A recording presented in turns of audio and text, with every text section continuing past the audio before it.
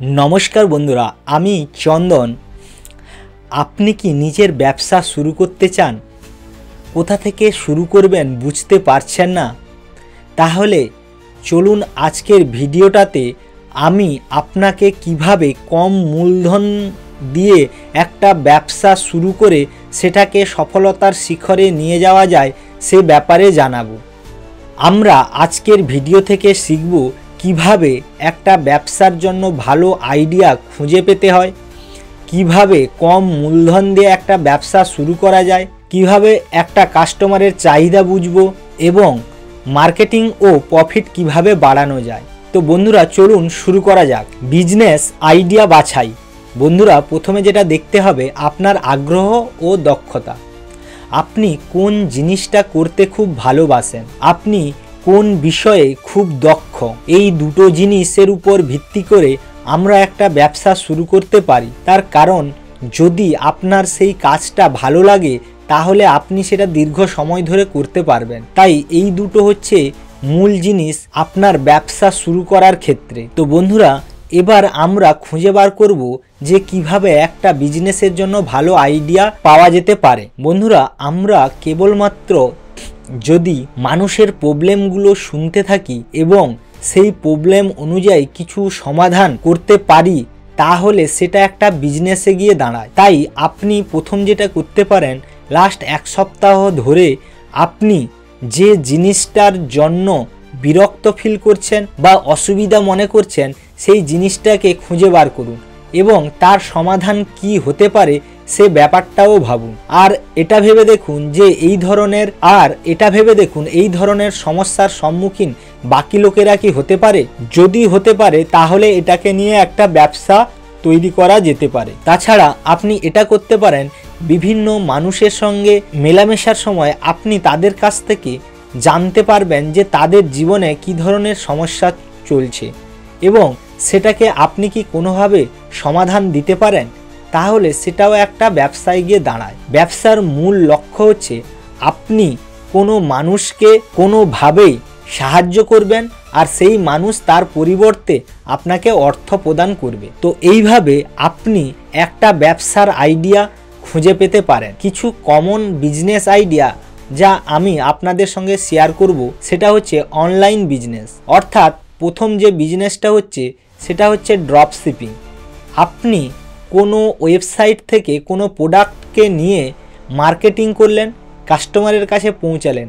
Customer যদি সেই প্রোডাক্টটি চায় তাহলে আপনি যে সাইটে ওই প্রোডাক্টকে দেখেছিলেন সেই প্রোডাক্টটিকে আপনি অর্ডার করে ডাইরেক্ট কাস্টমারের কাছে পাঠিয়ে দিলেন। একে ড্রপ শিপিং বলে। অর্থাৎ মাঝখান থেকে আপনি শুধু কমিশন রেখে আর আপনার কোনো ধরনের ঝামেলা থাকলো না, পুরো জিনিসটা হ্যান্ডেল করবে যে সাইট থেকে আপনি পারচেস করছেন তারা পুরো প্রোডাক্টটা কাস্টমারের কাছে ডেলিভারি করে দেবে। দ্বিতীয়ত যেটা আপনি করতে পারেন সেটা হচ্ছে ডিজিটাল প্রোডাক্ট সেল। অর্থাৎ অনলাইন বিভিন্ন ধরনের কোর্স আপনি সেল করতে পারেন। এগুলো হচ্ছে ডিজিটাল প্রোডাক্ট বা ই বুক, এগুলোকে সেল করে আপনি অনলাইনে বিজনেস করতে পারেন। আরও একটা যেটা করতে পারেন, আপনি ফ্রিল্যান্সিংয়ের এজেন্সি খুলতে পারেন। অনলাইন থেকে কাজ তুলে সেই কাজকে অন্যান্য ফ্রিল্যান্সারদের করিয়ে আবার কাস্টমারকে ফেরত দিলেন। এইভাবে আপনি ফ্রিল্যান্সিং বিজনেসও করতে পারেন। এবার আসছি সার্ভিস বেস বিজনেস। আপনি অ্যাজ এ বিউটিশিয়ান হিসেবে সার্ভিস দিতে পারেন, অথবা এসি ফ্রিজ রেফ্রিজারেটরের মিস্ত্রি হিসেবে, এসি ফ্রিজ রেফ্রিজারেটরের সার্ভিস ইঞ্জিনিয়ার হিসেবে সার্ভিস দিতে পারেন, কম্পিউটার ল্যাপটপের সার্ভিস ইঞ্জিনিয়ার হিসেবে সার্ভিস দিতে পারেন, অথবা ইভেন্ট ম্যানেজমেন্টের ব্যবসা করতে পারেন। তৃতীয়ত যেটা করতে পারেন সেটা হচ্ছে লোকাল বিজনেস। চায়ের দোকান কিংবা কফি শপ কিংবা ইলেকট্রনিক্সের কোনো দোকান, এ ধরনের ব্যবসা আপনি করতে পারেন। তবে হ্যাঁ, আপনাকে আগে ভেবে দেখতে হবে আপনি যদি একটা বড় ইউনিক বিজনেস তৈরি করতে চান তাহলে এই কমন যে বিজনেস আইডিয়াগুলো থেকে আপনাকে একটু ডিফারেন্টভাবে ভাবতে হবে। তাতে আপনি মনোপলি হিসেবে ব্যবসাটাকে শুরু করতে পারবেন এবং সেই ব্যবসাটা যেহেতু নতুন এবং আপনি অনেক ভালোভাবে সেটাকে চালাতে পারবেন। তাই বিজনেস আইডিয়া বাছার সময় এই জিনিসগুলো খেয়াল রাখতে পারেন। এবার যখন আপনার একটা আইডিয়া স্থির হয়ে যাবে তারপর আমরা যে স্টেপটা নেব সেটা হচ্ছে মার্কেট রিসার্চ এবং যদি সেই বিজনেসের কোনো প্রতিযোগী থাকে, যদি সেই বিজনেসের কোনো প্রতিযোগী থাকে তার প্রতিযোগিতাকে বিশ্লেষণ করব। মার্কেট রিসার্চ অর্থাৎ আপনি যদি কোনো প্রোডাক্ট বা সার্ভিস যেটা আপনি শুরু করবেন বলে ভেবেছেন সেটা আদৌ মার্কেটে কাস্টমারের চাহিদা আছে কিনা সেটা আপনাকে আগে জানতে হবে। দ্বিতীয়ত, আপনার যদি কোনো কম্পিটিটর থাকে তাহলে সে তার বিজনেসের জন্য কি কি পদক্ষেপ নিয়েছে সেগুলোও আপনাকে দেখতে হবে। তাছাড়া আপনি এর জন্য আরও যে কাজগুলি করতে পারেন সেগুলো হচ্ছে মার্কেট রিসার্চের জন্য আপনি Google trend, Facebook group, e commerce সাইটগুলোতে দেখতে পারেন যে সেই ধরনের প্রোডাক্ট বা সার্ভিস কেউ প্রোভাইড করছে কিনা এবং যদি করছে তাদের স্ট্র্যাটেজি কি, তারা কিভাবে ব্যবসাটাকে চালাচ্ছে। তাছাড়াও আপনি যেটা করতে পারেন সার্ভে করতে পারেন। আপনার কন্ট্যাক্ট লিস্টে যত নাম্বার আছে তাদের কাছে একটা গুগল ফর্ম তৈরি করুন এবং ব্যবসা বা সার্ভিস সম্পর্কে ওদের কাছ থেকে আপনি ফিডব্যাক নিতে পারেন যে আপনি এক ধরনের প্রোডাক্ট বা সার্ভিস শুরু করতে যাচ্ছেন যেটা তাদের কাজে আসবে কিনা বা তারা এর জন্য টাকা প্রোভাইড করবে কিনা। তো এইভাবে আপনি একটা সার্ভেও করতে পারেন।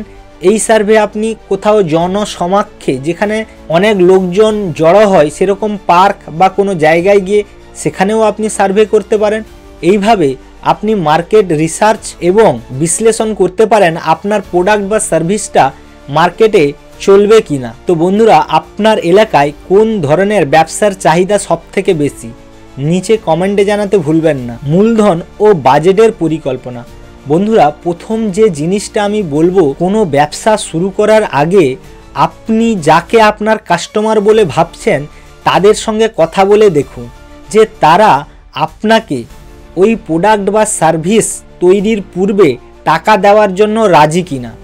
যদি সত্যিকারে তারা রাজি থাকে তাহলে ভাববেন আপনার প্রোডাক্ট বা সার্ভিসের দম রয়েছে, তাহলে আপনি বিজনেসের জন্য নেমে যেতে পারেন। এক্ষেত্রে আপনি অ্যাডভান্স টাকা পেয়ে যাচ্ছেন কাস্টমারের কাছ থেকে আপনার প্রোডাক্ট বা সার্ভিসের জন্য। তাই এইভাবে যদি আপনি বিজনেসটাকে শুরু করতে পারেন সেক্ষেত্রে আপনার অল্প মূলধনেই আপনি বিজনেসটা শুরু করতে পারবেন। তাছাড়া আপনি যেটা করতে পারেন সেটা আপনার সঞ্চিত পুঁজিকে ব্যবসায় লাগাতে পারেন। দ্বিতীয়ত, পরিবার বন্ধুবান্ধবের কাছ থেকে ধার করে আপনি ব্যবসা শুরু করতে পারেন। সরকারি কোনো স্কিম বা লোন করেও ব্যবসা শুরু করতে পারেন। প্রাথমিকভাবে খরচের তালিকা। আপনি যে প্রোডাক্ট বা সার্ভিস ডেভেলপ করবেন তার জন্য একটা টাকার খরচ আছে, আপনি যে মার্কেটিং করবেন তার জন্য একটা খরচ আছে, আর আপনার স্টোর যদি কোনো লোকেশানে হয় তাহলে সেক্ষেত্রে তার রেন্টের একটা ব্যাপার আছে।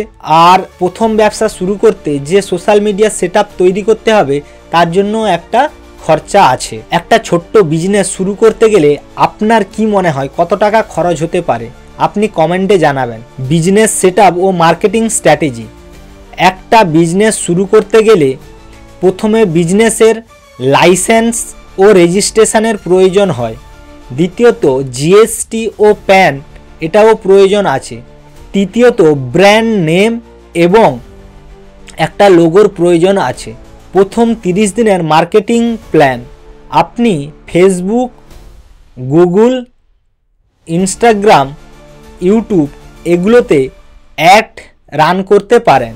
দ্বিতীয়ত, আপনি ফ্লায়ার, ব্যানার এইগুলো ফিজিক্যালি অ্যাড চালাতে পারেন। তাছাড়াও ফেসবুক অ্যাড, গুগল অ্যাড চালানোর জন্য আপনাকে রিকোয়েস্ট করব। আপনার কি মনে হয় কোন মার্কেটিং স্ট্র্যাটেজি আপনার ব্যবসার জন্য ভালো কাজ করবে কমেন্টে জানাতে ভুলবেন না। সফল উদ্যোক্তাদের অভ্যাস ও ব্যবসাকে টিকিয়ে রাখার কৌশল। সফল উদ্যোক্তাদের 5টি অভ্যাস। প্রথম, প্রতিদিন শেখা। অর্থাৎ বন্ধুরা, আপনি যে ব্যবসা করছেন আপনি এটা ভাববেন না যে আপনি ওই ব্যবসার সব কিছু জেনে গেছেন।